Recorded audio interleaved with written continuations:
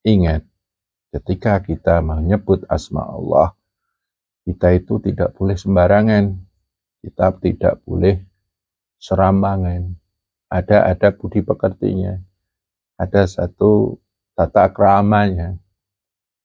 Kita itu sedang menyebut Sang Pencipta. Kita sedang menyebut penguasa alam raya, jagat raya ini.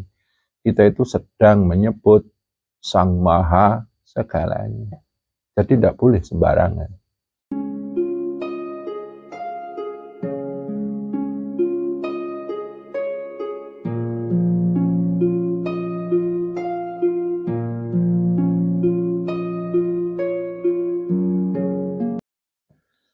Assalamualaikum, saudaraku. Salam kehusukan. Kita, para pelaku zikir, kadangkala menemui suatu keadaan di mana kita merasa sudah banyak berzikir, sering berzikir, tapi kok efeknya tidak maksimal. Belum merasakan nikmatnya berzikir, belum merasakan efek-efek berzikir, dan belum menemukan sensasi-sensasi yang maksimal dalam zikir kita. Dan akhirnya kita bosan dan malas. Saudara-saudara yang dirahmati oleh Allah, sesungguhnya ketika kita berzikir ada satu faktor yang harus benar-benar kita pegang. Dan banyak sekali faktor itu. Faktor yang pertama adalah istiqomah. Yang kedua adalah kepasrahan atau tawakal. Dan pada saat ini mungkin saya akan mencoba mengulas bagaimana sih zikir yang istiqomah itu. Sebelum kita memaknai bahwa istiqomah itu selalu diragukan dengan rutin. Habis sholat rutin 5 kali, terus tiap malam rutin, itu juga namanya istiqomah. Kita tiap hari berzikir dan berzikir. Kita rutinkan dan jadwalnya pun betul-betul kita maksimalkan.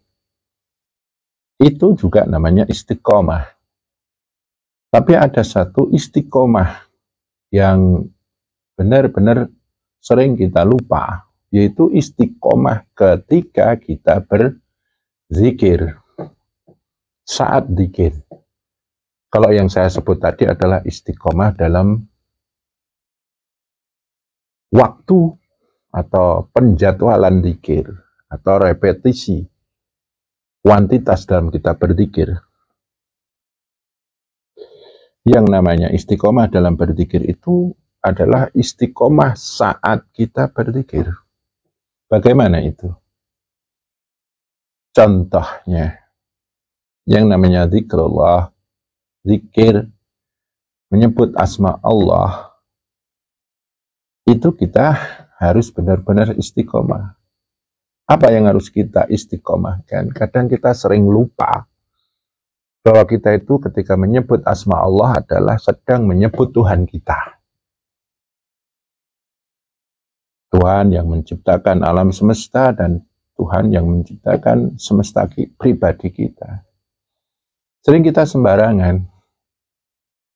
Jadi kita mengucap lafaz tauhid atau mengucap nama Allah, melafadzkan asma Allah itu kadang-kadang seperti latah. Tidak sadar kalau kita sedang menyebut asma Allah. Padahal itu benar-benar harus istiqomah. Istiqomah itu bisa dimaknai lurus, tegak, atau tetap. Jadi harus bagaimana? Ingat, ketika kita menyebut asma Allah, kita itu tidak boleh sembarangan. Kita tidak boleh serampangan. Ada budi pekertinya. Ada satu tata keramanya. Kita itu sedang menyebut Sang Pencipta. kita sedang menyebut penguasa alam raya, jagat raya ini. Kita itu sedang menyebut Sang Maha segalanya. Jadi tidak boleh sembarangan. Istiqomah di situ, istiqomah dalam pelafatan ini benar-benar harus sadar. Yang istiqomah adalah kesadaran kita. Aku sedang mengucapkan lafaz Allah. Aku sedang menyebut nama Tuhanku. Menyebut nama sesembahanku. Sesembahan semesta alam. Tuhan semesta alam. Jadi tidak boleh sembarangan. Kita benar-benar sadar sedang menyebut siapa. Ketika menyebut asma Allah itu karena kita sadar, maka kita harus berbudi pekerti. Benar-benar tidak boleh sembarangan. Itu namanya istiqomah dalam pelafatan. Yang kedua, pemaknaan. Ya, makna bahwa kita menyebut asma Allah itu sedang menyebut Sang Maha. Maha segalanya itu. Maknanya seperti itu. Kemudian baru kita resapi, kita hayati, dan kita jiwai. Itulah istiqomah dalam lafaz dan makna dari zikrullah tadi. Yang sering terjadi adalah yang istiqomah adalah keinginan kita, kemauan kita, dan itu justru meruntuhkan makna dari zikir tersebut. Contohnya gimana? Karena kita ingin merasakan sensasi dalam berzikir, kita mengucapkan lafaz Allah dalam hati, dalam kedalaman pikiran kita bertanya, kok tidak ada efeknya ya? Berarti kita mengucapkan lafaz Allah itu yang kita cari efeknya. Padahal efek itu atau sensasi itu adalah hadiah ketika kita istiqomah, benar-benar sadar, meresapi, menjiwai, dan menghayati kita sedang menyebut asma Allah. Itu efek yang benar-benar min haitsu la yahtasib, dari jalan yang sangat tidak kita sangka-sangka, tidak bisa kita prediksikan, misterius. Nih, banyak sekali. Karena ingin ketika berzikir, ingin fokus, ingin konsentrasi. Akhirnya ya dia yang istiqomah keinginan untuk fokus dan konsentrasi itu. Atau mungkin karena ingin ketika menyebut asma Allah, dia ingin tajam, melihat hal-hal yang gaib. Nah itu yang tegak adalah nafsu keinginannya. Al-ahwa, hawa nafsu yang mengikuti kita berzikir. Istiqomah saja dengan pelafatan dan pemaknaan lafaz zikir itu.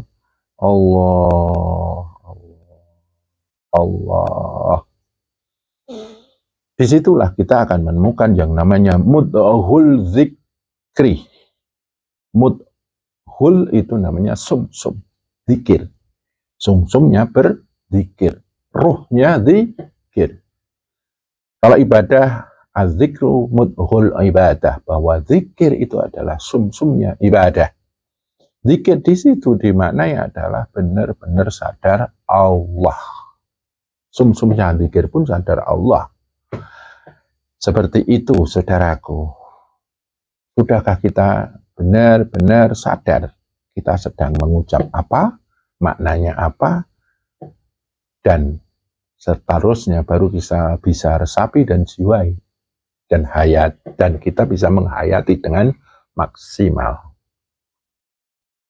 Masing-masing lafaz zikir itu ada hakikatnya sendiri-sendiri, ada maknanya sendiri-sendiri. Kita menyebut Allah, Allah, Allah, berarti kita sedang menyebut asma Tuhan. Itu harus benar-benar kita pegang. Kemudian puja-puji. Dalam puja-puji kita mengucapkan subhanallah. Kita harus benar-benar sadar bahwa kita ini sedang memuja kesucian Allah. Subhanallah. Diri kita harus sepakat betul bahwa kita sedang memuja dan memuji kesuciannya Allah. Masuklah dalam dimensi kesucian Tuhan itu. Dalam dimensi sifat bahwa Allah itu maha suci. Itulah makna dari subhanallah. Sumsumnya dari lafadz subhanallah. Mudhulnya lafadz subhanallah. Roh dari lafadz subhanallah itu bahwa kita sedang memuja dan memuji kesucian Allah. Tidak boleh yang lain-lain. Berarti itulah istiqomah dalam tasbih subhanallah. Begitu juga alhamdulillah, tahmid. Kita benar-benar masuk dalam dimensi sifat Allah yang maha terpuji. Sepakat dari zahir, batin, cipta, rasa, karsa, dari semua unsur kita benar-benar masuk dalam dimensi keterpujian Tuhan. Baru di situ kita bisa meresapi, menghayati, menjiwai. Dan akhirnya kita bisa benar-benar mendapatkan asar atau efek dalam kita berzikir. Alhamdulillah, itu ruhnya adalah segala puji bagi Allah itu harus kita pegang dengan istiqomah, kita tegakkan dan kita luruskan. Selanjutnya adalah Allahu Akbar. Maknanya Allah Maha Besar. Sebuah lafaz takbir. Takbir bermakna mengagungkan Tuhan. Bahwa Allah itu Maha Agung. Kita harus benar-benar sadar, meresapi, menjiwai, menghayati. Masuk dalam dimensi sifatullah yang Maha Agung itu.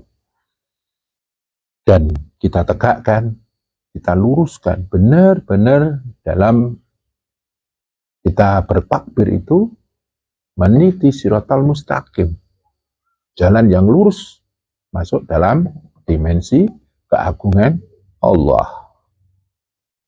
Selanjutnya istighfar. Astagfirullahaladzim. Itu maknanya apa? Istighfar, ngalap ampunan. Bahwa Allah itu maha mengampuni. Kita masuk dalam dimensi itu. Kemudian la haula wa la quwata illa billah. Bahwa tidak ada daya dan kekuatan. Tidak ada daya kuasa kecuali milik Allah. Kita harus benar-benar menjiwai, menghayati, dan meresapi demi untuk mengistiqomahkan pelafatan, pemaknaan, dan kita benar-benar sadar kita itu sedang berzikir, kemudian bertahmid, tahlil, atau tasbih, atau istighfar, atau apa. Kita benar-benar harus istiqomah dalam pelafatan, pemaknaan, penjiwaan, penghayatan, dan peresapan itu tadi. Jangan sampai kita tertuju atau terpaku pada tujuan-tujuan yang dimana itu tujuannya justru tidak menembus yang namanya ruh dari pelafatan zikir tersebut. Kita zikir malah yang dipikir, kok nggak dapat apa-apa ya, kok nggak merasakan apa-apa ya, kok nggak ada efeknya ya, kok saya zikir cuman gini-gini aja ya. Karena zikir kita bukan benar-benar zikir, itu baru pelafatan. Ketika kita melafatkan zikir, kayak orang latah, tidak terkendali, dan itu benar-benar kayak burung berkicau. Jadi manusia itu punya kesadaran dari apa yang dia ucapkan, kesadaran dari makna ucapan tersebut, kemudian diresapi, dihayati, dan dijiwai. Itu baru kita disebut orang yang sedang berzikir. Saudara-saudara yang saya muliakan, makanya banyak sekali orang-orang akhirnya ketika dia berzikir, istiqomah itu ya cuman katanya kalau sering dilakukan, terus berulang-ulang, itu benar. Tapi istiqomah dalam saat zikir itu, istiqomah dalam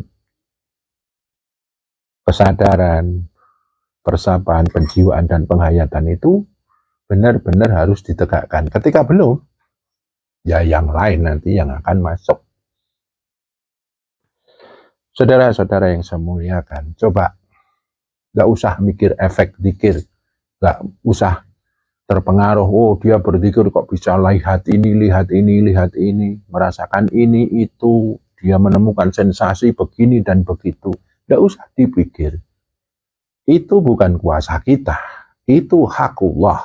Ketika kita benar-benar istiqomah, tegak dalam berzikir, itu semuanya adalah hadiah dari Allah, atau istilahnya warid.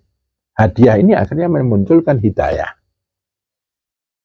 Dan kalau kita benar-benar istiqomah dalam lafaz, makna, penjiwaan, peresapan, dan penghayatan itu, yang pertama, kita bisa menikmati zikir itu.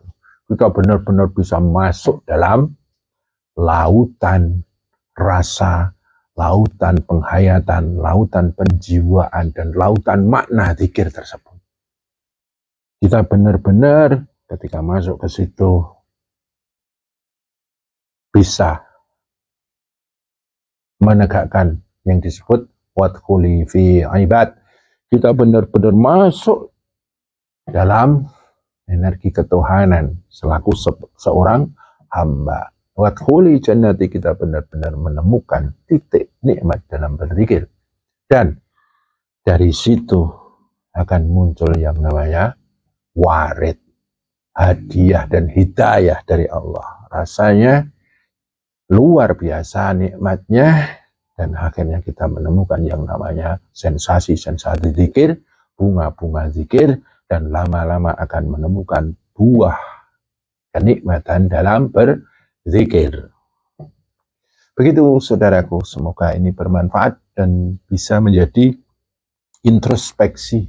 Sudahkah kita istiqomah dalam melakukan zikir dan saat berzikir? Kurang lebihnya mohon maaf.